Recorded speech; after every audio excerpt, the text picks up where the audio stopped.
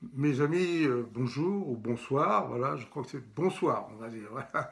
Je voudrais vous parler aujourd'hui de ma dernière contre-enquête qui s'appelle Les carnets d'Hitler, l'arnaque négationniste. Alors, les carnets d'Hitler, en 1983, le grand hebdomadaire Stern, qui tire à plus de 200 000 exemplaires toutes les semaines, donne une conférence de presse clinquante pour annoncer avec fierté qu'il s'apprête à publier des écrits intimes d'Hitler, des carnets d'Hitler, qui recouvre toute la période 1939-1945.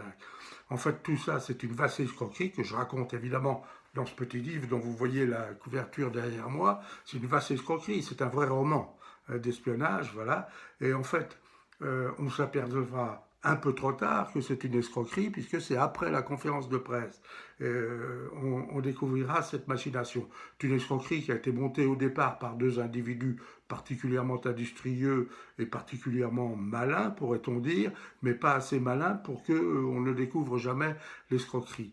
Mais au-delà de l'escroquerie, et c'est ce qui m'a importé, je crois, être le premier à révéler ça, c'est que derrière ça, il y avait une entreprise de négationnisme.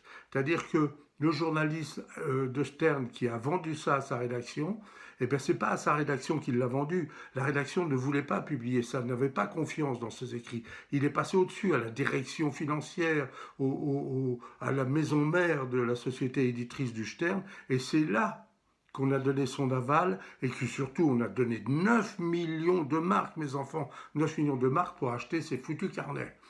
Cela dit, ce n'est pas qu'une grosse escroquerie. Il y avait derrière ça la volonté de donner une arme très importante, publiée dans les magazines les plus importants du monde entier, pour servir la cause du nazisme, la cause de l'antisémitisme et la cause du nazisme résiduel, pas totalement résiduel d'ailleurs. On est surpris de voir combien de nazis, combien d'anciens nazis peuvent circuler, se réunir en Allemagne, à Hambourg notamment, à ce moment-là. Le but était, au cours de ses écrits, avec ses écrits, de dire, voyez, puisque Hitler, dans ses 62 carnets allant de 1939 à 1945, évoque très très peu ou pas du tout l'élimination des juifs, l'extermination des juifs, il n'évoque pas du tout les camps de la mort, ça veut bien dire qu'il n'avait premièrement aucune part dans cette monstruosité et que très probablement ces horreurs n'ont jamais existé, qu'elles sont l'invention des sionistes américanos, enfin vous connaissez le discours évidemment. Donc c'était ça le but.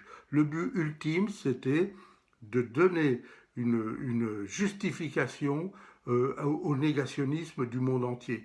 De dire, vous voyez, avec ces écrits intimes d'Hitler, on a la preuve que l'extermination des Juifs, la Shoah, l'Holocauste, tout ça, ce sont des fantasmes et que ça n'a pas existé. Vous voyez la gravité qu'il y a derrière cette escroquerie. Alors on a voulu retenir que la fantastique escroquerie, parce qu'on avait un petit peu intérêt dans des couches de la population, notamment allemande, en Allemagne de l'Ouest comme en Allemagne de l'Est, à cacher cette entreprise négationniste, cette entreprise qui devait servir l'antisémitisme et qui le sert encore aujourd'hui. Parce qu'il faut bien savoir que ces carnets qui n'ont pas été détruits, qui sont aux archives allemandes maintenant, servent toujours de base à des théories antisémites aujourd'hui. On dit, mais non, non, non, le fait qu'on ait raconté que c'était une escroquerie, c'est faux, c'est pas une escroquerie, ce sont des véritables carnets d'Hitler. Vous voyez qu'on n'en a pas terminé avec ces horreurs-là.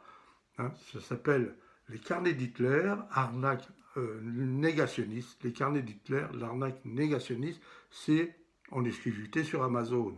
Merci de m'avoir écouté, à très vite.